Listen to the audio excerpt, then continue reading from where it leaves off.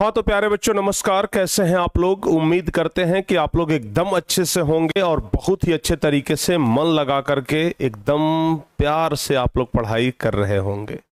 प्यारे बच्चे, आज हम लोग एक बहुत ही प्यारा सब्जेक्ट स्टार्ट कर रहे हैं जिसका नाम है ज्योग्राफी, भूगोल। और भूगोल में भी जो पहला चैप्टर है ना, ये बहुत प्यारा है, स्थिति और विस्तार। और जिस देश की स्थिति और जिस देश के विस्तार के बारे में हम लोग पढ़ेंगे ना, वो देश भी बहुत प्यारा है और वो देश है अपना भारत। तो भारत तो बहुत प्यारा है ही। तो आज हम लोग प्यारे बच्चे भारत देश के स्थिति और विस्तार के बारे में चर्चा करेंगे। समझ गए ना? आज हम लोग भारत के स्थिति और विस्तार के बारे में चर्चा करेंगे। तो चलिए भाई, आप लोग तैयार हो जाइए और फटाफट से प्यारे बच्चे हमारे साथ हो जाइए, क्योंकि आज का ये क्लास बहुत ही ज्यादा महत्वपूर्ण है। ज्योग्राफी का पहला नंबर चैप्टर है और इसलिए भी महत्वपूर्ण है। समझ गए ना? एकदम आसान भाषा करेंगे, तो आप लोग फटाफट से हमारे साथ जुड़ जाइए, क्योंकि भारत का अगर स्थिति और विस्तार समझना है तो अगला 1 घंटा ना आप हमें समर्पित कर दीजिए। अगर भारत का स्थिति और विस्तार समझना है या फिर 9वीं क्लास के ज्योग्राफी का भूगोल का पहला नंबर चैप्टर एकदम दिमाग में अटाना है, तो अगला 1 घंटा आप हमें समर्पित कर दीजिए और हम आपको एकदम बेहतर तरीके से समझा देंगे। ठीक है? एक एक चीज प्यारे बच्चे हम आप लोगों को समझा देंगे, लेकिन उसके पहले कुछ बेसिक चीजें जो हम आपसे पूछेंगे वो प्यारे बच्चे आप लोग बताइएगा। लेकिन सबसे पहले बता दें इस बैच के बारे में, जो कि है उड़ान बैच। और ये बैच में आप लोग जरूर ज्वाइन हो जाइएगा। टारगेट बोर्ड के ऐप पर ये बैच आपको मिलेगा। कहां पर मिलेगा बाबू? टारगेट बोर्ड ऐप पे। ठीक है ना? टारगेट बोर्ड ऐप पे ये बैच आप लोगों को मिल जाएगा। ठीक है? टारगेट बोर्ड ऐप, समझ गए ना? तो टारगेट बोर्ड के ऐप पर ये बैच आप लोग को मिल जाएगा। तो वहां से जाकर के एप्लीकेशन को अपने मोबाइल में इंस्टॉल करिएगा और इस बैच में ज्वाइन हो जाइएगा, बिल्कुल फ्री। एक भी रुपया आप लोगों का नहीं लगेगा, क्योंकि यहां से आपको नोट्स वगैरह मिल जाएगा। प्यारे बच्चे आगे बढ़ते हैं और आप लोग का टाइम टेबल के बारे में बताते हैं। तो ये है मेरे प्यारे बच्चों आपका टाइम टेबल, जिस टाइम टेबल पर अभी पढ़ाई हो रहा है। ठीक है ना? और हम लोग बात करने वाले हैं आज भूगोल के बारे में। अच्छा, भूगोल के बारे में अगर हम लोग बात करें तो भूगोल यानी कि पृथ्वी कैसा है प्यारे बच्चे? कोई बता सकते हैं पृथ्वी कैसा है? कोई बच्चे बताइए।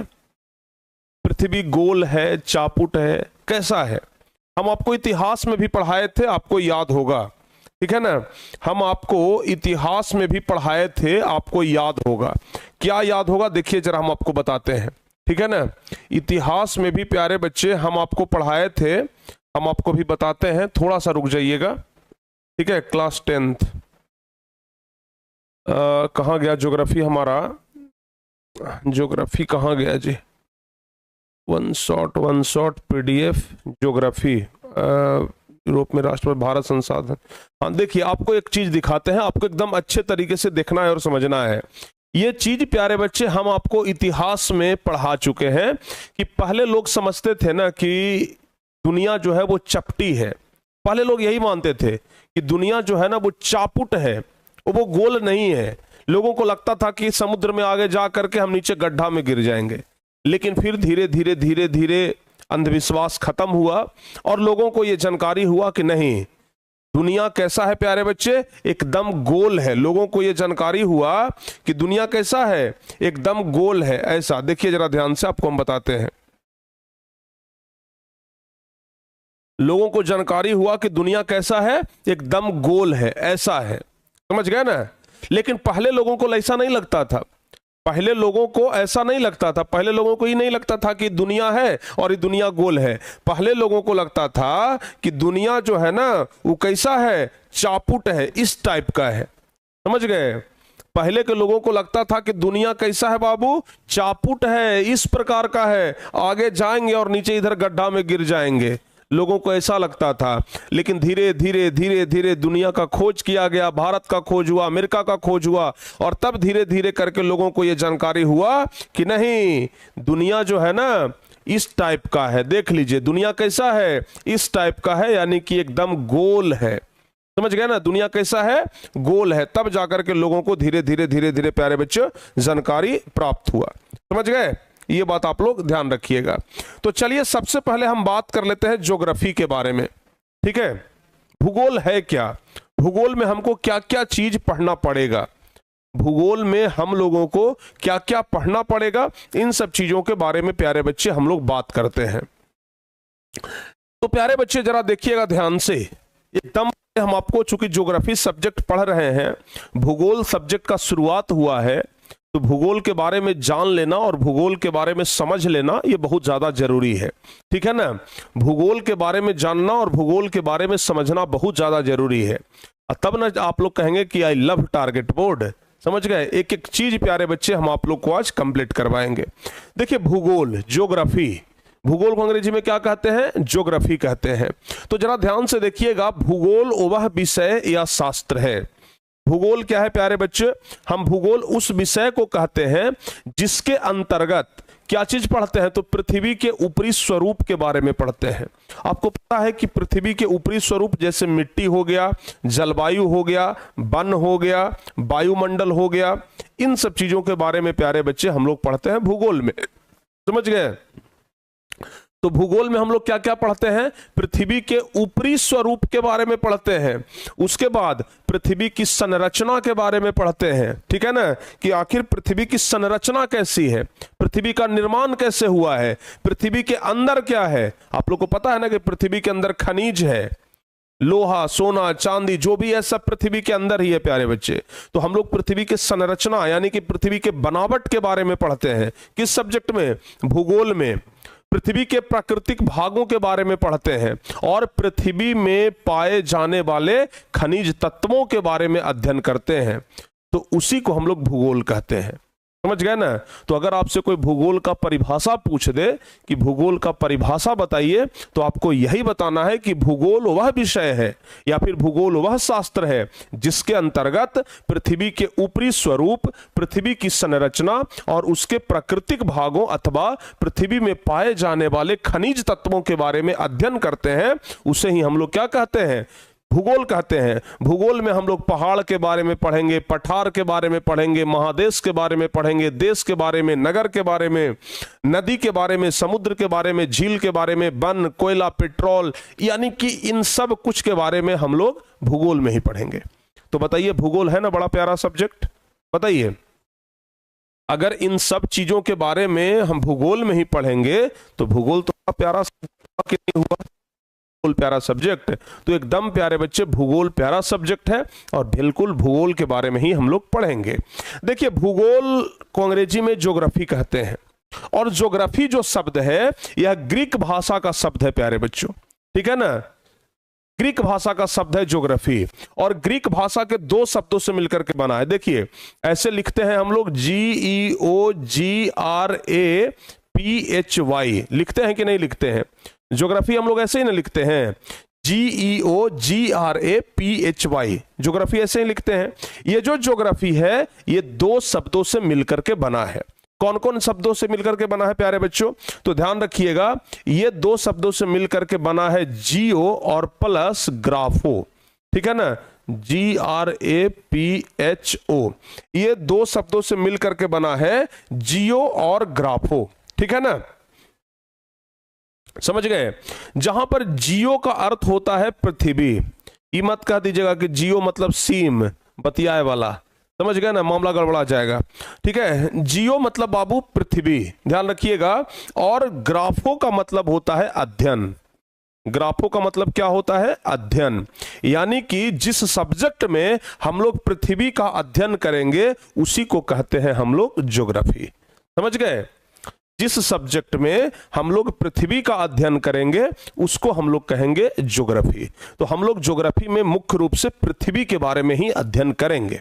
समझ गए ना, ये बात प्यारे बच्चे ध्यान रखिएगा। अब कहिएगा कि सर पृथ्वी कैसा है, तो बाबू ध्यान रखिएगा, पृथ्वी एकदम इसी तरीके से गोल है। समझ गए ना। पृथ्वी कैसा है, इसी तरीके से गोल है। और इस पर जो आप रंगीन भाग देख रहे हैं, जो भी आप इस पर रंगीन भाग देख रहे हैं, जैसे आप लोग देख रहे हैं ना यहाँ पर रंगीन भाग, ये सभी स्थल वाला भाग है। और जो आपको नीला कलर का दिखाई दे रहा है, जैसे देखिए अगर इधर देखेंगे तो ये सब प्यारे बच्चे नीला कलर दिखाई दे रहा है। जो भी नीला कलर से आपको दिखाई दे रहा है, ये पूरा समुद्र का भाग है। समझ में आया। ये जो पृथ्वी है, जो रंगीन भाग दिखा रहा है, ये कोई ना कोई देश है जहां पर लोग रहते हैं।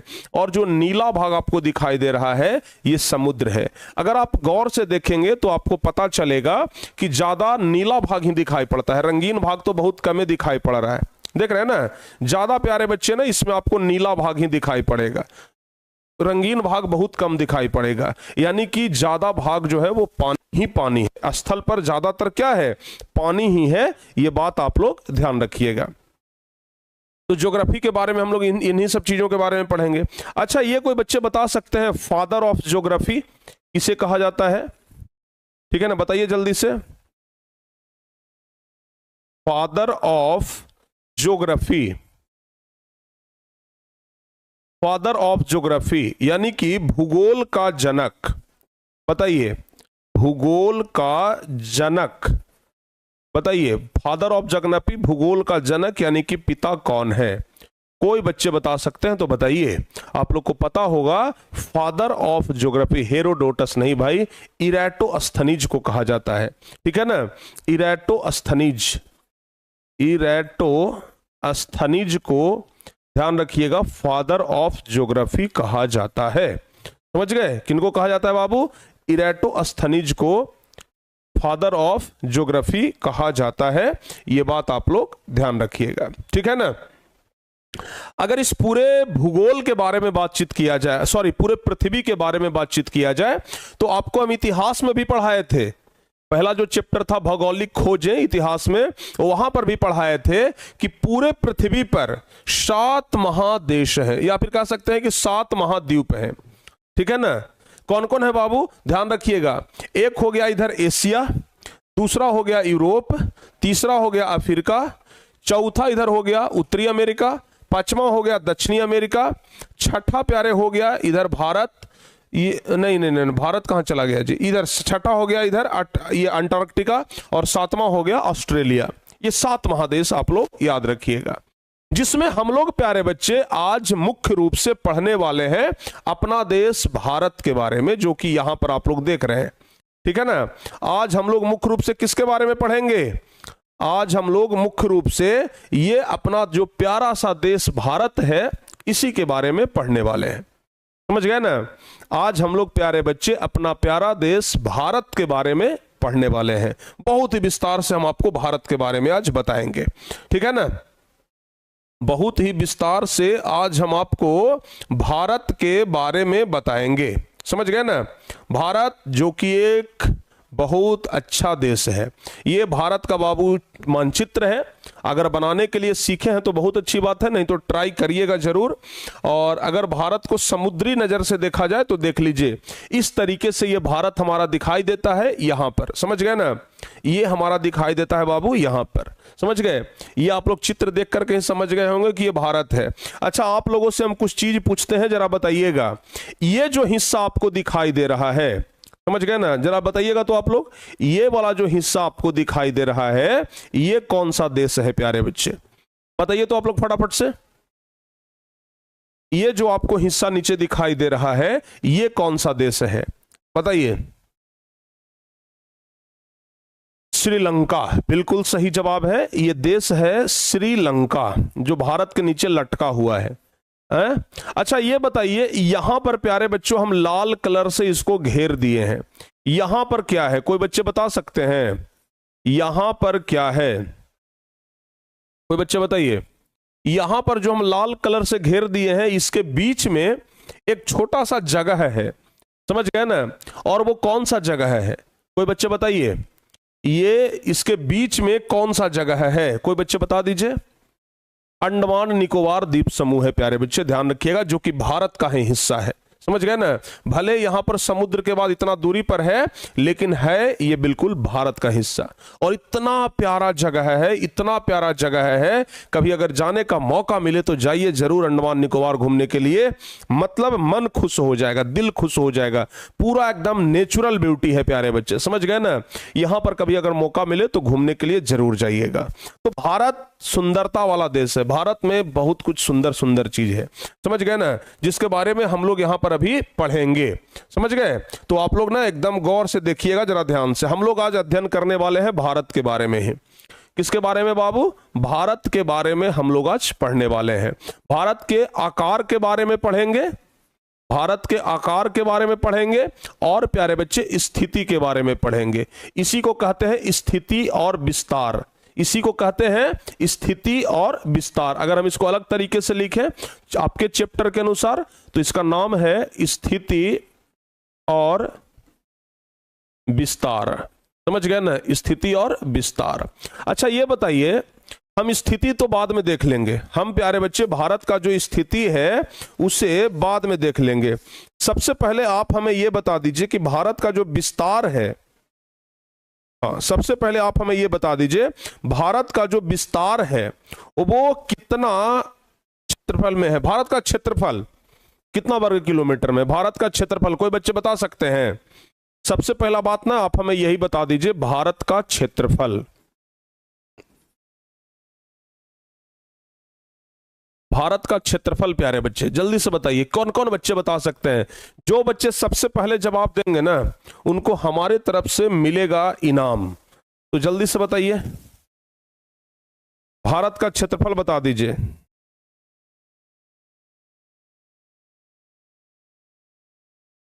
$32.8 लाख वर्ग किलोमीटर। वाह क्या बात है, बिल्कुल सही जवाब है 32। वाह बिल्कुल, कुछ कुछ बच्चों को तो पूरा बढ़िया से पता है भाई।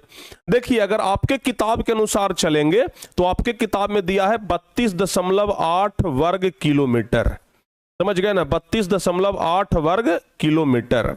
लेकिन अगर एक्चुअल में बात किया जाए, ये तो हो गया 32.8, मोटा मोटी तौर पर बता दिया कि 32.8 वर्ग किलोमीटर है। लेकिन प्यारे बच्चे एकदम अगर एक्चुअल में हम बात करें कि एक्चुअल में एकदम बता दीजिए कितना किलोमीटर भारत का क्षेत्रफल है, तो ध्यान रखिएगा 32,87,263 वर्ग किलोमीटर। कितना बताए? 32,87,263 वर्ग किलोमीटर, समझ गए ना। यह है भारत का क्षेत्रफल, यह है प्यारे बच्चों भारत का क्षेत्रफल। समझ में आया? समझ में आया कि नहीं आया जी बताइए जल्दी से। ये कौन है? भारत का क्षेत्रफल है। कितना है बाबू? भारत का क्षेत्रफल 32,87,263 वर्ग किलोमीटर। सारे बच्चे समझ गए? जल्दी से बताइए, जल्दी से बताइए, समझ में आ गया ना? 32,87,263 वर्ग किलोमीटर। यानी कि प्यारे बच्चे हम आपको लेकर के चलते हैं विश्व के मानचित्र पे। देखिए ये है पूरा विश्व का मानचित्र, पूरा देश का मानचित्र प्यारे बच्चे यही है। और जिसमें अपना भारत कहां पर है पता लग रहा है कुछ? भारत कहां पर है? देखिए भारत प्यारे बच्चे यहां पर है अपना, समझ गए ना। भारत जो है यहां पर है बाबू।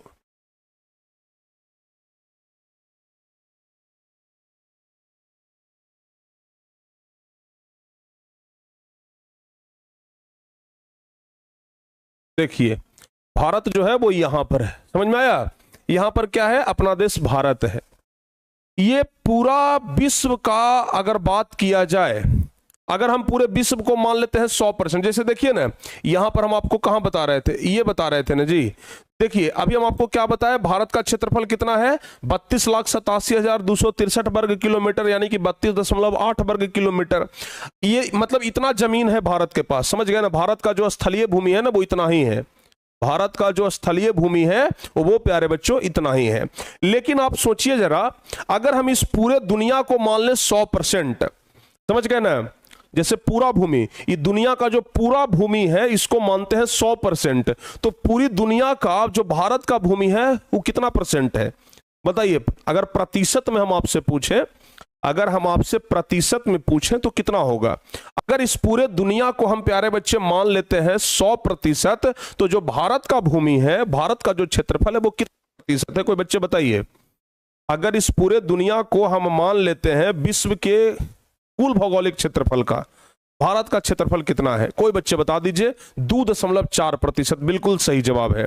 विश्व के कुल भौगोलिक क्षेत्रफल का, ये विश्व के कुल भौगोलिक क्षेत्रफल का मात्र 2.4% है। ठीक है ना, याद रखिएगा, विश्व के कुल भौगोलिक क्षेत्रफल का,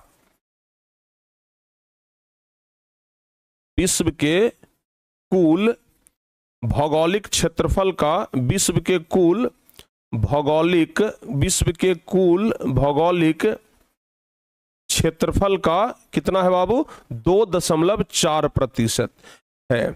यानी कि अगर पूरी दुनिया को हम 100% माने ना, तो भारत मात्र 2.4% है। समझ गए? अगर पूरी दुनिया को हम 100% माने तो भारत कितना है? मात्र 2.4%। अच्छा, अब हम आपको ना बताते हैं जरा कि आखिर जब भारत 2.4% है तो कौन सा ऐसा देश है जिसका क्षेत्रफल सबसे ज्यादा है? ठीक है ना, कौन सा ऐसा देश है जिसका क्षेत्रफल सबसे ज्यादा? आपको एक बात बता देते हैं, भारत जो है वो विश्व में क्षेत्रफल के दृष्टि के मायने में 7वां नंबर पर आता है। मतलब भारत से बड़ा बड़ा 7 गो देश है, भारत से बड़ा बड़ा 7 गो देश है, 7वां नंबर, ये 6 गो देश है, 7वां नंबर पर भारत आता है। समझ गए ना? भारत से बड़ा बड़ा प्यारे बच्चे ध्यान रखिएगा 6 देश है, इस 7वां नंबर पर भारत आता है। समझ गए ना? तो क्षेत्रफल की दृष्टि से भारत 7वां नंबर पर है, याद रखिएगा।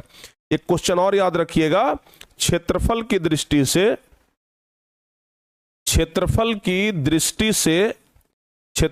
दृष्टि से भारत कितना नंबर पर है बाबू? 7वां नंबर पर है। क्षेत्रफल की दृष्टि से भारत 7वां नंबर पर है। समझ में आया? क्षेत्रफल की दृष्टि से भारत कितना नंबर पर है? 7वां नंबर पर है। तो बाकी देश कौन कौन सा है ये भी तो पढ़ना पड़ेगा ना। हम लोग पढ़ रहे हैं कि 7वां नंबर पर भारत है, भारत से बड़ा बड़ा 6 गो और देश है। तो कौन 6 देश है बाबू? सबके बारे में पढ़ेंगे कि नहीं पढ़ेंगे? बताइए, सबके बारे में पढ़ेंगे कि नहीं पढ़ेंगे? पढ़ेंगे ना। तो सबसे पहले हम लोग क्रम तरीके से चलते हैं। ठीक है, एकदम क्रम तरीके से चलते हैं कि कौन कौन है। तो देखिएगा, सबसे बड़ा देश में अगर सबसे क्षेत्रफल के अनुसार अगर देश को मानेंगे तो सबसे पहला नंबर पर आता है रूस। समझ गए ना? क्षेत्रफल के अनुसार ध्यान रखिएगा, हम लिख देते हैं यहां पर, क्षेत्रफल के अनुसार देशों का क्रम संख्या। क्षेत्रफल के अनुसार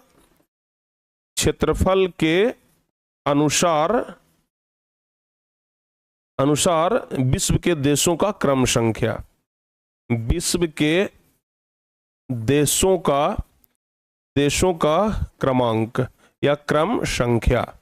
समझ गए? देखिए, पहला नंबर पर कौन देश आता है? पहला नंबर पर आता है बाबू रूस। समझ गए ना? पहला नंबर पर कौन है? रूस है। अब चलिए, अब दिखाते हैं हम आपको मैप में कि रूस कहां पर है। समझ गए? देखिए, अगर आप लोग रसिया को देखेंगे प्यारे बच्चे, तो रसिया कहां पर है जी? ये वाला जो आप हिस्सा देख रहे हैं ना, आपको हम दिखाते हैं थोड़ा बड़ा करके, देखिएगा जरा ध्यान से। ये वाला जो प्यारे बच्चे आप हिस्सा देख रहे हैं, ये वाला जो आप हिस्सा देख रहे हैं, ये सब रूस ही है बाबू। समझ गए? दिखाई दे रहा है कुछ? देख लीजिए कितना बड़ा है रूस। समझ गए ना? ये जो ऊपर वाला हिस्सा आप देख रहे हैं ना, ये रूस ही है। समझ में आया कि नहीं आया? समझ में आया आप लोगों को? ये जो ऊपर वाला आप हिस्सा देख रहे हैं, ये कौन है बाबू? रूस है। समझ गए ना जी? ये जो आप येलो कलर से देख रहे हैं, हल्का हल्का देख रहे हैं ना, पीला कलर, ये कौन है? रूस है। देखिए, भारत इतना छोटा है और रूस देख लीजिए कितना बड़ा है कि नहीं है? भारत से रूस बहुत बड़ा है, दुनिया में टॉप नंबर पर है। समझ गए ना? अगर भारत के, ये रूस के बारे में बात किया, जैसे भारत का क्षेत्रफल 32.8 लाख किलोमीटर है ना, भारत का क्षेत्रफल 32.8 लाख किलोमीटर है ना, रूस का जो क्षेत्रफल है प्यारे बच्चे, वो 1,70,00,000 किलोमीटर है। सोचिए कितना बड़ा है। ठीक है, 32.8 लाख किलोमीटर भारत का क्षेत्रफल और 170.7 लाख किलोमीटर रूस का क्षेत्रफल है। समझ गए? रूस का क्षेत्रफल कितना है? 170.7 लाख। मतलब सोचिए भारत से रूस कितना गुना बड़ा है। समझ गए ना? मतलब मिला जुला करके चलेंगे हम तो 30 दहा को 300, 35 150 तो 30 छक्का 80 से, मतलब मिला जुला के भारत से 5.5 गुना बड़ा है। मिला जुला के भारत से 5.5 गुना बड़ा है प्यारे बच्चे क्षेत्रफल के मामले में रूस। तो रूस के बारे में ध्यान रखिएगा। अब बात कर लेते हैं बाबू, जरा ध्यान से सुनिएगा। अब बात कर लेते हैं दूसरा नंबर। दूसरा नंबर पर कौन सा देश आता है, ध्यान रखिएगा। दूसरा नंबर पर कौन सा देश आता है, तो दूसरा नंबर पर आता है कनाडा। दूसरा नंबर पर कौन सा देश आता है, तो कनाडा आता है। अब चलिए विश्व के मानचित्र में समझते हैं कि कनाडा कहां पर है।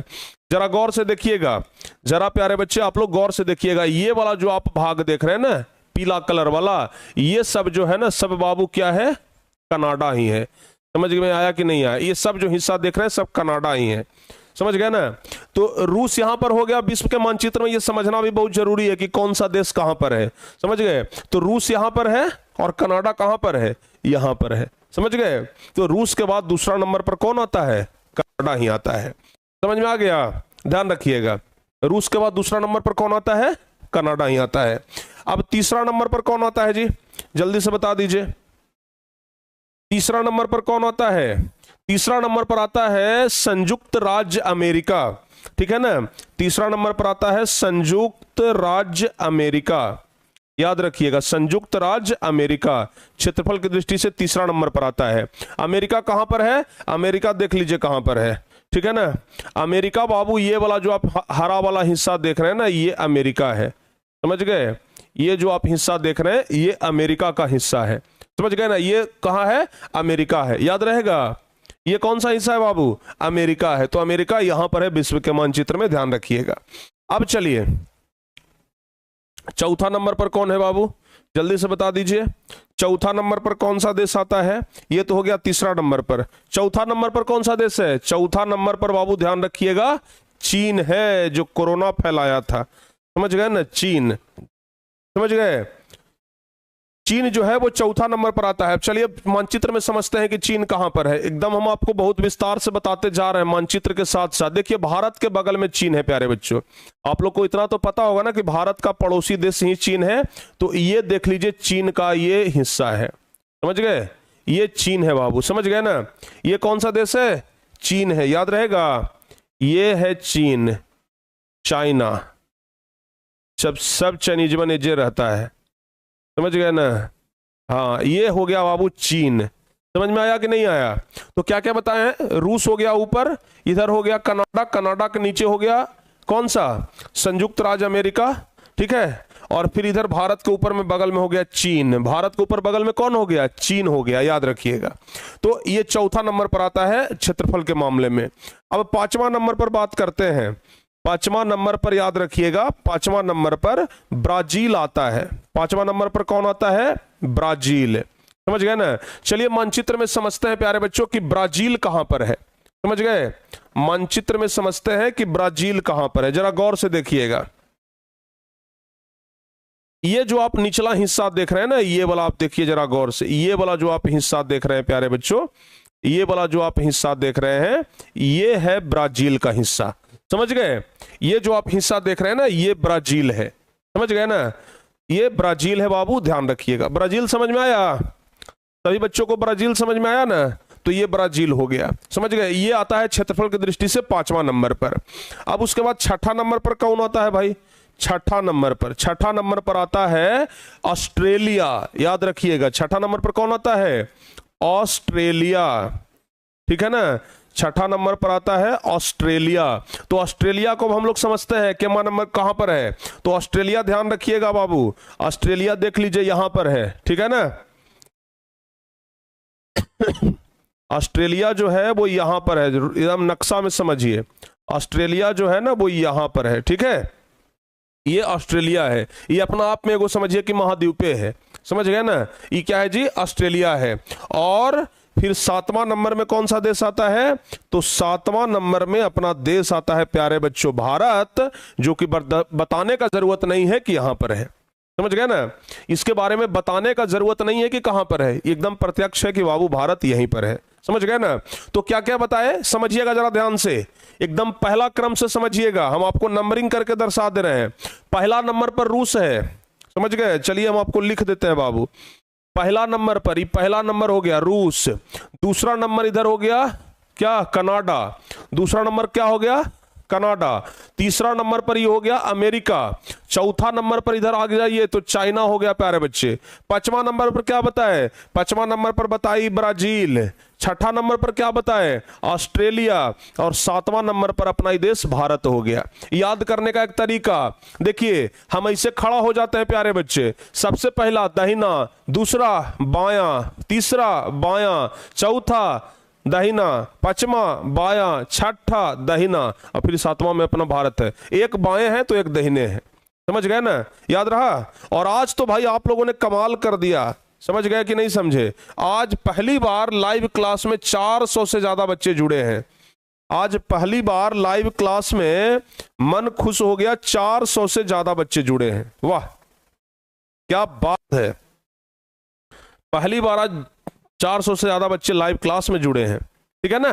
तो ये प्यारे बच्चे आप लोगों को पता चल गया ना, क्षेत्रफल की दृष्टि से भारत का स्थान कौन सा है, 7वां स्थान है, ये आप लोग ध्यान रखिएगा।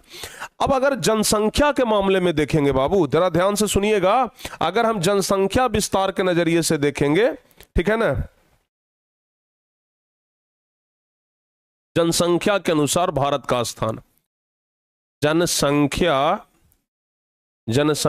के मामले में, जनसंख्या के मामले में भारत का स्थान, जनसंख्या के मामले में भारत का स्थान, ठीक है।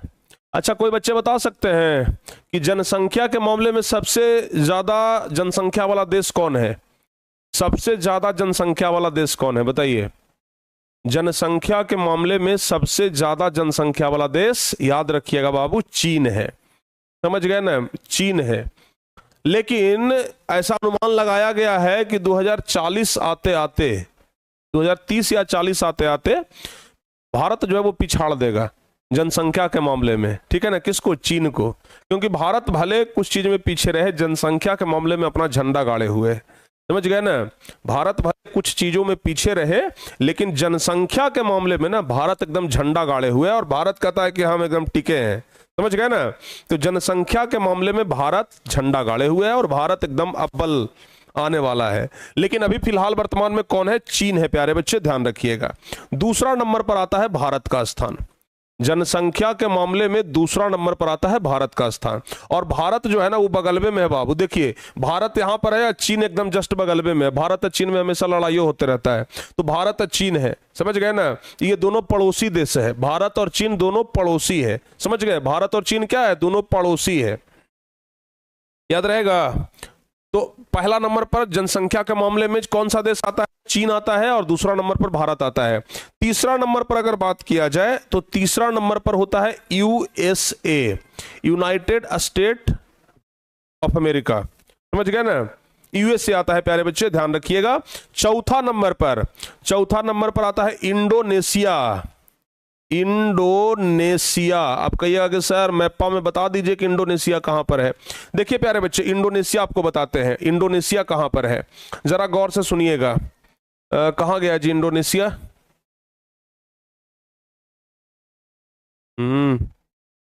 लगता है कि इसमें नहीं दर्शाया, हाँ दर्शाया है बाबू, दर्शाया तो है, इंडोनेशिया दर्शाया है, लेकिन आपको शायद पता लगेगा कि नहीं लगेगा, जरा गौर से देखिएगा। ये वाला जो हिस्सा है ना, ये वाला जो आप हिस्सा देख रहे हैं ऑस्ट्रेलिया के ऊपर में, ये इंडोनेशिया है, समझ गए।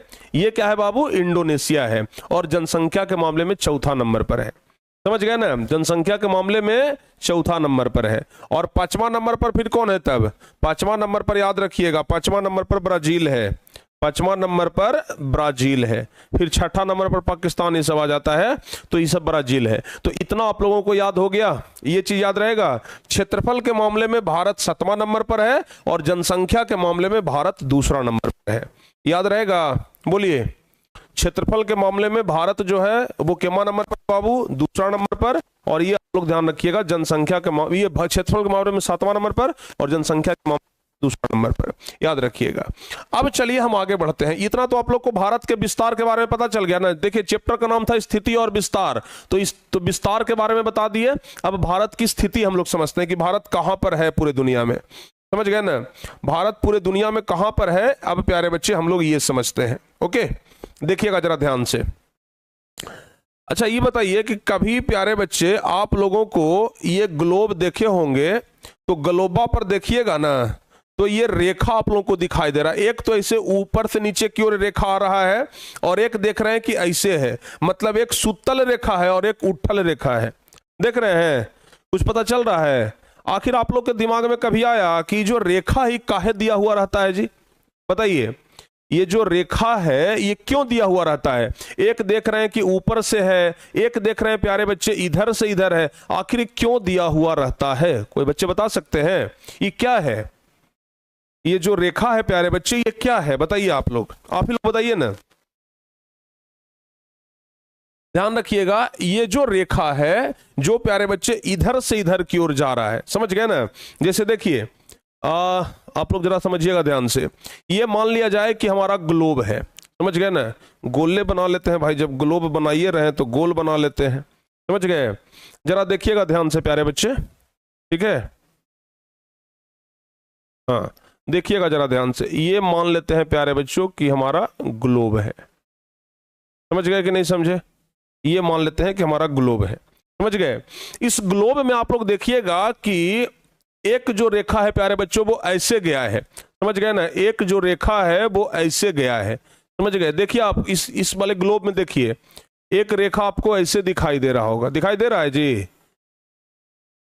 एक रेखा आप लोगों को ऐसे दिखाई दे रहा है, इसको कहते हैं प्यारे बच्चे सुतल रेखा, समझ गए ना? देख रहे हैं, सोया हुआ सब रेखा है कि नहीं है? बताइए, इस प्रकार का जो रेखा है इसको हम लोग क्या कहते हैं? इसको कहते हैं अक्षांश। क्या कहते हैं बाबू? अक्षांश कहते हैं, समझ गए ना? इसको क्या कहते हैं? जो इस प्रकार का रेखा है इसको हम लोग कहते हैं अक्षांश। देखिए, जो जो पीला कलर से दर्शाए हैं ये क्या है बाबू? अक्षांश है, समझ गए ना? इसको कहते हैं अक्षांश, अक्षांशीय रेखा कहते हैं। क्या कहते हैं इसको? अक्षांशीय रेखा कहते हैं।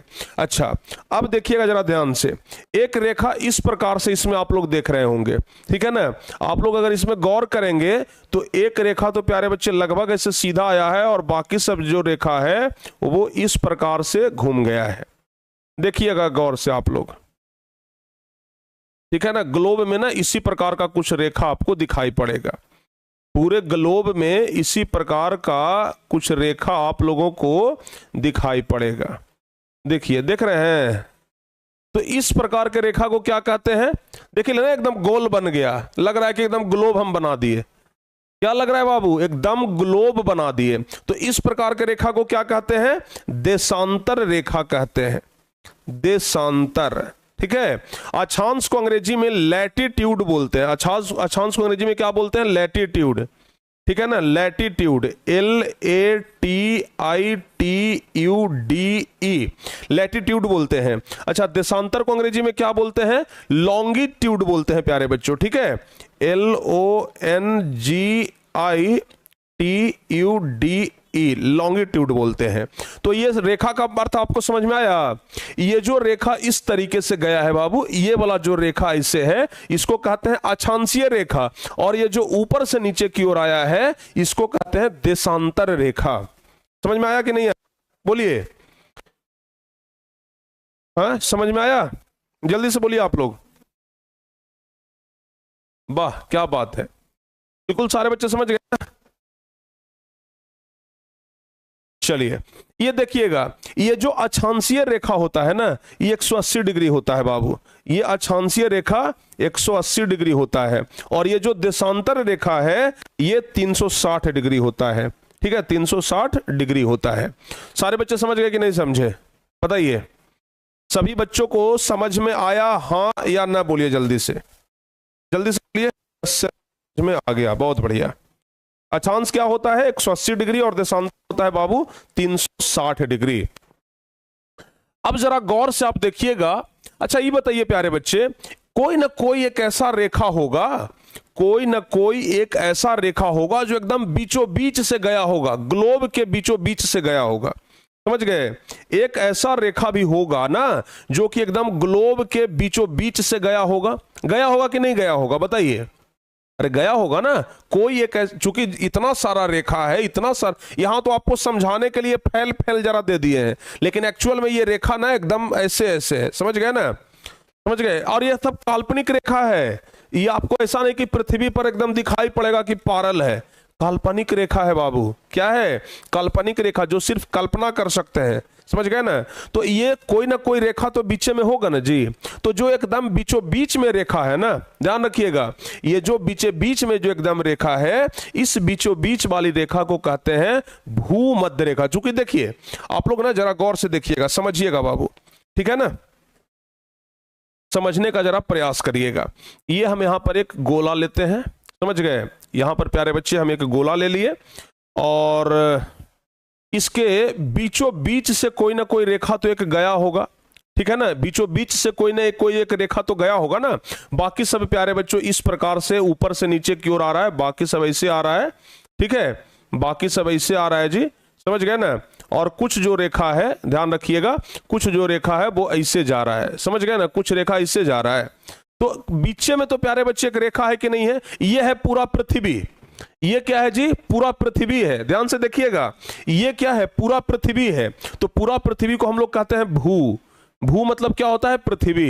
ये क्या हो गया जी? भू। भू मतलब पृथ्वी। और देख लीजिए जरा ध्यान से, ये बीचे वाला रेखा को थोड़ा हम मोटा कर देते हैं, ये बीच वाला ही रेखा है, समझ गए ना, एकदम बीचों बीच से ही वाला रेखा गया है ना।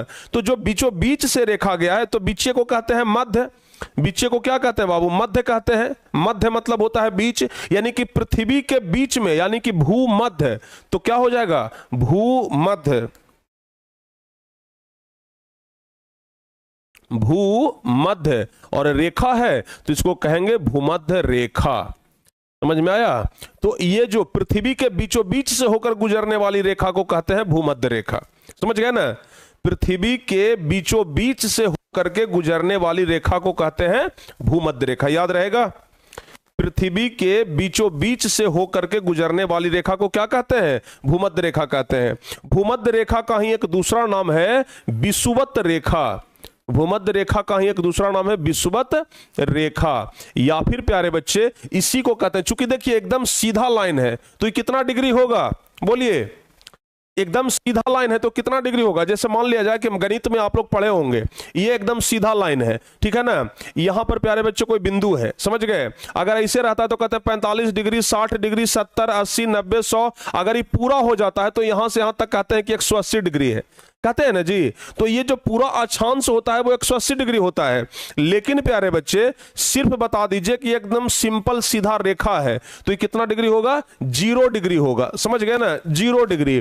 तो विषुवत रेखा को 0 डिग्री, और चूंकि ये अक्षांश है ना, तो इसको 0 डिग्री अक्षांश भी कहा जाता है। समझ गए?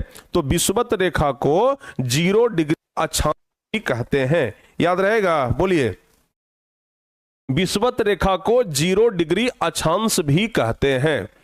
याद रहेगा? तो अगर आपसे पूछा जाएगा कि 0 डिग्री अक्षांश किस रेखा को कहा जाता है, यहां पर बाबू एक क्वेश्चन बनता है। क्या बनता है? 0 डिग्री अक्षांश। याद रखिएगा, यहां पर आपसे क्वेश्चन बनेगा, क्वेश्चन बनेगा 0 डिग्री अक्षांश। 0 डिग्री अक्षांश किस रेखा को कहते हैं? 0 डिग्री अक्षांश किस रेखा को कहते हैं? तो जवाब क्या होगा? 0 डिग्री अक्षांश किस रेखा को कहते हैं? तो जवाब याद रखिएगा, भूमध्य रेखा को, ठीक है ना, भूमध्य रेखा को। समझ में आया? 0 डिग्री अक्षांश किस रेखा को कहते हैं? तो जवाब होगा भूमध्य रेखा को या फिर विषुवत रेखा को। समझ गए ना? 0 डिग्री अक्षांश भूमध्य रेखा को कहते हैं या फिर विषुवत रेखा को कहते हैं। तो ये भूमध्य रेखा अगर बारे में पूछा जाएगा बाबू कि बताइए भूमध्य रेखा क्या है, ठीक है ना। अगर भूमध्य रेखा के बारे में पूछा जाए, भूमध्य रेखा, भूमध्य रेखा, तो बता दीजिएगा कि पृथ्वी के बीचों बीच से जाने वाली रेखा को भूमध्य रेखा कहते हैं। लिखेंगे पृथ्वी के बीचों बीच से, पृथ्वी के बीचों बीच से होकर जाने वाली, पृथ्वी के बीचों बीच से होकर जाने वाली रेखा को, होकर जाने वाली रेखा को, पृथ्वी के बीचों बीच से होकर जाने वाली रेखा को क्या कहते हैं? भूमध्य रेखा कहते हैं। भूमध्य रेखा कहते हैं। भूमध्य रेखा कहते है, याद रहेगा। पृथ्वी के बीचों बीच से होकर जाने वाली रेखा को प्यारे बच्चे क्या कहते हैं? भूमध्य रेखा कहते हैं। बताइए, याद रहेगा।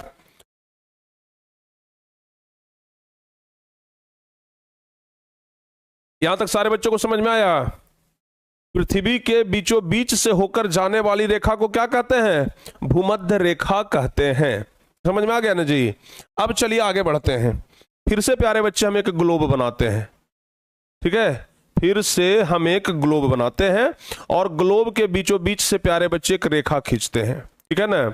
ग्लोब के बीचों बीच से एक रेखा खींचते हैं। अच्छा, अब आप ना जरा हमें प्यारे बच्चे ये बता दीजिए, ठीक है। अब आप हमें ये बता दीजिए, कोई भी एक नक्शा है, नक्शा में उत्तर दक्षिण पूर्व पश्चिम किधर होता है? कुछ पता है आप लोगों को? नक्शा में उत्तर दक्षिण पूर्व पश्चिम, सबसे पहले ऊपरे बताइए, ऊपरे कौन दिशा है जी? जल्दी से बताइए, ऊपर में कौन दिशा होता है? और फटाफट से बताइए, ऊपर में कौन दिशा होता है? ऊपर में होता है उत्तर, याद रखिएगा। ऊपर में उत्तर होता है प्यारे बच्चे, ठीक है। नीचे में क्या होता है? नीचे में होता है दक्षिण, ठीक है। दाहिना तरफ होता है पूरब, दाहिना तरफ होता है पूरब, और बायां तरफ होता है पश्चिम, ठीक है ना। इधर क्या होता है? पश्चिम होता है। जैसे देखिए आप लोग ध्यान से, इधर गौर से एकदम देखिएगा, ठीक है ना। जैसे मान लिया जाए कि भारत का मानचित्र है, जैसे मान लिया का भाई भारत का मानचित्र है, ये है, तो ये भारत का मानचित्र में प्यारे बच्चे ध्यान रखिएगा, ऊपर में ये उत्तर दिशा है, समझ गए ना। ऊपर में उत्तर है, नीचे में ये क्या हो जाएगा? दक्षिण हो जाएगा, नीचे दक्षिण हो जाएगा, और इधर क्या हो जाएगा? पूरब हो जाएगा, समझ गए ना। और इधर क्या हो जाएगा? पश्चिम हो जाएगा, ठीक है। समझ में आ गया कि नहीं आ गया? बताइए, समझ में आ गया ना जी? सारे बच्चों को समझ में आया ना? तो अब जरा आप हमारी बातों को गौर से सुनिएगा। अब ना आप एकदम गौर से सुनिएगा। ये उत्तर, नीचे दक्षिण, ये प्यारे बच्चे पूरा गोला है। ये क्या है? पूरा गोला है, पूरा पृथ्वी है, ऐसे समझिए। ये पूरा पृथ्वी है, मतलब हम गोल बना लिए हैं, ये पूरा पृथ्वी है, समझ गए ना। ये छोटा है बाबू, ये बहुत बड़ा है, समझ गए ना। ये छोटा है, ये बहुत बड़ा है। आप लोग ऐसे भी समझ सकते हैं जी, एकदम हमारे पास तो उपकरण है, भंडार पड़ा हुआ है, ठीक है ना। हमारे पास प्यारे बच्चों भंडार है, ठीक है। हमारे पास केमिस्ट्री में है क्या? नहीं भाई, केमिस्ट्री में नहीं होगा। फिजिक्स में है क्या? नहीं, फिजिक्स में भी नहीं है। मैथ में नहीं है। इंग्लिश, अरे हम्म हम्म एक मिनट, एक मिनट, एक मिनट। सब्जेक्ट, टीचिंग बैकग्राउंड, हाँ है, ग्लोब है हमारे पास, जरूरत पाएगा तो हम उसको लेकर के आएंगे। हम क्या बोल रहे थे बाबू? हाँ, जरा गौर से देखिएगा, ये पूरा गोला है जी। ये क्या है? पूरा गोला है कि नहीं है? ये पूरा क्या है? गोला है, समझ गए ना। अच्छा, ये बताइए, गोला में ऊपरा वाला गोला कौन दिशा होगा? अगर प्यारे बच्चे इसको हम आधा आधा से बांट दिया तो ऊपर में हो गया उत्तर, ऊपर में हो गया उत्तर, समझ गए। ऊपर में क्या हो गया? उत्तर हो गया, ठीक है। और नीचे में क्या हो गया? दक्षिण हो गया। नीचे में क्या हो गया? दक्षिण हो गया। समझ में आया कि नहीं आया? ऊपर में क्या हो गया? उत्तर हो गया, और नीचे में दक्षिण हो गया। ये चूंकि गोला है तो हम लिख दिए गोला, ठीक है ना, उत्तर गोला, और ये हो गया दक्षिण गोला। अच्छा, ये बताइए, ये गोला तो नहीं है बाबू। नीचे अगर इतना को हम हाइड कर दें तो नीचे गोला का आधे ना है जी, ये आधा ये है और आधा ऊपर में ये है, तो अर्ध है ना। बताइए, अर्ध है ना बाबू। ये पूरा है, आधा ऊपर और आधा नीचे, तो आधा को क्या कहते हैं? अर्ध कहते हैं ना। बताइए तो। अच्छा, ये बता दीजिए, गोला जोड़ अर्ध से क्या बन जाएगा? गोला जोड़ अर्ध, तो दोनों को अगर मिलाएंगे तो गोलार्ध बनेगा ना। तो ये हो गया गोलार्ध। तो ये ऊपर वाला हो गया उत्तरी गोलार्ध और नीचे वाला हो गया दक्षिणी गोलार्ध। समझ में आया? समझ में आया कि नहीं आया? बोलिए, समझ में आया कि नहीं आया जी? ऊपर वाला हो गया उत्तरी गोलार्ध और नीचे वाला हो गया दक्षिण गोलार्ध। अगर आपसे कोई आप ग्लोब दे देगा और पूछ देगा कि बताइए इसमें उत्तरी गोलार्ध कने है, तो ऊपरे है। दक्षिणी गोलार्ध कने है, तो नीचे है। समझ गए ना? उत्तरी गोलार्ध ऊपर है और दक्षिणी गोलार्ध प्यारे बच्चे नीचे है। समझ गए? सारे बच्चे को समझ में आया? सभी बच्चों को समझ में आ गया? सभी बच्चों को समझ में आ गया? अच्छा, जनसंख्या की दृष्टि से भारत का प्रतिशत, एक बच्चे पूछ रहा है जी, शायद हम बताना भूल गए। जनसंख्या की दृष्टि से भारत का जो प्रतिशत है ना, वो ध्यान रखिएगा 17.5% है। भारत का जो प्रतिशत है ना, वो 17.5% है बाबू, 17.5% है।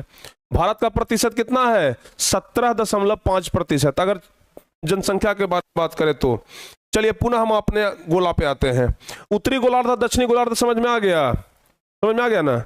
अगर हम आपसे पूछे कि बताइए भारत कौन गोलार्ध में है, भारत कौन गोलार्ध में है, तो जवाब क्या होगा? भारत कौन गोलार्ध में है? याद रखिएगा बाबू, भारत जो है ना वो यहां पर है। भारत जो है वो यहां पर, इस तरीके से इसका कुछ नक्शा है। तो भारत कौन गोलार्ध में हुआ, जल्दी से बताइए। भारत कौन गोलार्ध में है? दक्षिणी गोलार्ध में है कि उत्तरी गोलार्ध में है? तो भारत है उत्तरी गोलार्ध में, ठीक है ना। भारत कुछ यहां पर है, समझ गए ना। तो भारत कौन गोलार्ध में हुआ? उत्तरी गोलार्ध में। तो यहां पर आप लोग ध्यान रखिएगा, ये क्या है जी? भारत है, समझ गए ना। तो याद रखिएगा भारत उत्तरी गोलार्ध में अवस्थित है।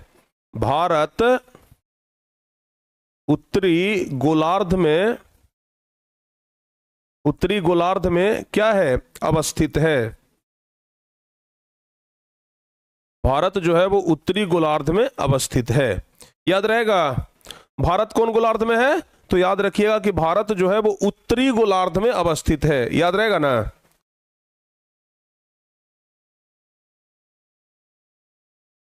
सारे बच्चे समझ गए?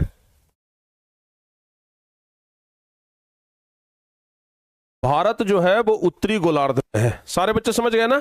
चलिए अब प्यारे बच्चे जरा गौर से देखिएगा, ये तो हो गया हम लोग अक्षांश के आधार पर बांट दिए उत्तरी गोलार्ध और दक्षिणी गोलार्ध। अब एक नया स्लाइड लेते हैं, ठीक है ना। अब हम एक नया स्लाइड लेते हैं और फिर से प्यारे बच्चे एक गोला बनाते हैं, समझ गए। ये हमारा हो गया ग्लोब। अच्छा ये बताइए, अगर हम लाइन ऐसे खींचते थे तो दो भागों में बंट जाता था ना जी, उत्तरी गोलार्ध और दक्षिणी गोलार्ध। यानी कि अगर हम पीछे एकदम इसको अगर हम विषुवत रेखा खींच देते थे, भूमध्य रेखा खींचते थे, तो पृथ्वी दो भागों में बंट जाता था। तो आपसे यह भी सवाल पूछा जाएगा कि पृथ्वी को दो हिस्सों में बांटने वाली रेखा का क्या नाम है? पृथ्वी को दो हिस्सों में बांटने वाली रेखा का नाम क्या है? तो याद रखिएगा पृथ्वी को दो हिस्सों में बांटने वाली रेखा का नाम है, ध्यान रखिएगा, ये भूमध्य रेखा। लेकिन अगर हम इसको अक्षांश से ना बांट करके, हम इसको अक्षांश रेखा से नहीं बांटते हैं, हम इसको बांट देते हैं प्यारे बच्चों देशांतर रेखा से, ठीक है ना। हम इसको अक्षांशीय रेखा से ना बांट करके देशांतर रेखा से बांटेंगे। तो अगर देशांतर रेखा से बांटेंगे तो इधर हो जाएगा, जैसे देखिए ये अगर हम देशांतर रेखा से बांट दिए तो इधर क्या हो गया बाबू? इधर हो गया पूर्वी गोलार्ध। इधर क्या हो गया? इधर हो जाएगा पूर्वी गोलार्ध, समझ गए। इधर हो जाएगा पूर्वी गोलार्ध, समझ में आया। क्योंकि इधर पूरब है ना, तो पूर्वी गोलार्ध। और इधर क्या हो जाएगा? इधर हो जाएगा पश्चिमी गोलार्ध, पश्चिमी गोलार्ध, समझ गए, पश्चिमी गोलार्ध, समझ में आया, पश्चिमी गोलार्ध। अच्छा अब देखिए, अब जरा गौर से देखिएगा। अब अगर हम भारत के सिचुएशन के बारे में बात करें तो अभी हम आपको बताए थे कि भारत जो है वो कहां पर है, यहां पर न है, यहां पर न बताए थे भारत के बारे में। बताइए भारत के बारे में प्यारे बच्चे हम आपको यहां पर बताए थे ना कि भारत जी यहां पर है, समझ गए। भारत के बारे में यहां पर बताए थे ना कि भारत कहां पर है, यहां पर है। तो अच्छा ये बताइए भारत अब पूर्वी गोलार्ध में है कि पश्चिमी गोलार्ध में है? भारत अब पूर्वी गोलार्ध में है कि पश्चिमी गोलार्ध में है? तो कहिएगा कि गुरुजी भारत पूर्वी गोलार्ध में है, कहिएगा ना कि भारत तो इधर है, तो जाहिर सी बात है पूर्वी गोलार्ध में है। अब चलिए बाबू, यहां से ना हम एक अक्षांशीय रेखा खींच देते हैं, ठीक है। अब हम अक्षांशीय रेखा खींच दिए। अब बताइए भारत कहां चला गया? ये ऊपर में है उत्तर, समझ गए, नीचे में है प्यारे बच्चे दक्षिण, इधर में हो गया पूरब और इधर में क्या हो गया? पश्चिम हो गया। तो अब बताइए भारत कहां में है? भारत तो बीचों बीच में ना आ गया, इकोनमा में आ गया ना। तो भारत उत्तरी पूर्वी गोलार्ध में है। तो अगर पूछा जाए कि भारत किस गोलार्ध में स्थित है तो जवाब दीजिएगा कि भारत जो है वो उत्तरी पूर्वी गोलार्ध। ये ध्यान रखिएगा, बहुत इंपॉर्टेंट लाइन है। कितना बढ़िया से हम आपको समझाए तोड़ तोड़ करके, समझ गए ना। पूछा जाए कि भारत कौन गोलार्ध में है तो उत्तरी पूर्वी गोलार्ध में है, ठीक है ना। तो अब आप लोगों को ये वाला जवाब नहीं देना है, अब आपको ये वाला जवाब नहीं देना है कि भारत उत्तरी गोलार्ध में है। अब आपको क्या जवाब देना है? अब आपको ये वाला जवाब नहीं देना है, अब आपको जवाब देना है कि भारत जो है वो उत्तरी पूर्वी गोलार्ध में है। भारत उत्तरी पूर्वी गोलार्ध में है।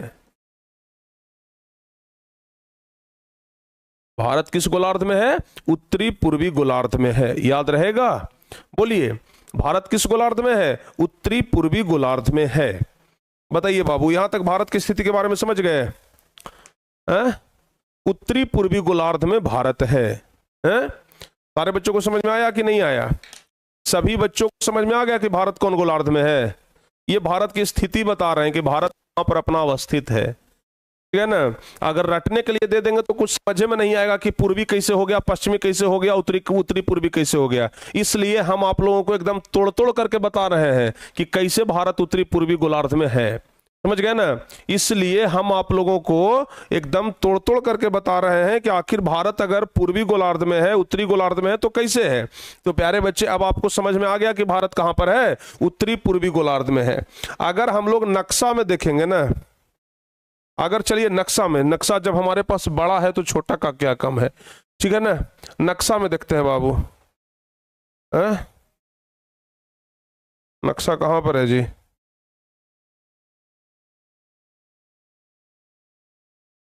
देखिए, ये नक्शा है ना, ये नक्शा है, इसको हम दो भागों में बांटते हैं। ये पूरा पृथ्वी है ना बाबू, ये क्या है जी? पूरा पृथ्वी है, ये पूरा पृथ्वी है। हम इसको क्या करते हैं? दो भागों में बांटते हैं। देखिएगा जरा ध्यान से, एक लाइन हम खींच दिए प्यारे बच्चे, एक लाइन हम इसको यहां से इसे खींच दिए, समझ गए? एक भाग ऐसे बांट दिए और एक भाग हम इसको ऐसे बांट दिए। बताइए भारत यहां पर आया कि नहीं आया? भारत कहां पर है? भारत यहां पर है ना। तो भारत ये भारत उत्तरी पूर्वी गोलार्ध में हुआ कि नहीं हुआ? बताइए, भारत उत्तरी पूर्वी गोलार्ध में हुआ कि नहीं हुआ? समझ में आया ना? ये देखिए, एक 0 डिग्री अक्षांश खींच दिए और ये 0 डिग्री देशांतर खींच दिए। तो अब बताइए, भारत यहां पर आ गया ना, तो इधर पूरब, इधर उत्तर, तो उत्तर पूरब, तो भारत यहीं पर न है। समझ में आया? समझ में आया आप लोगों को?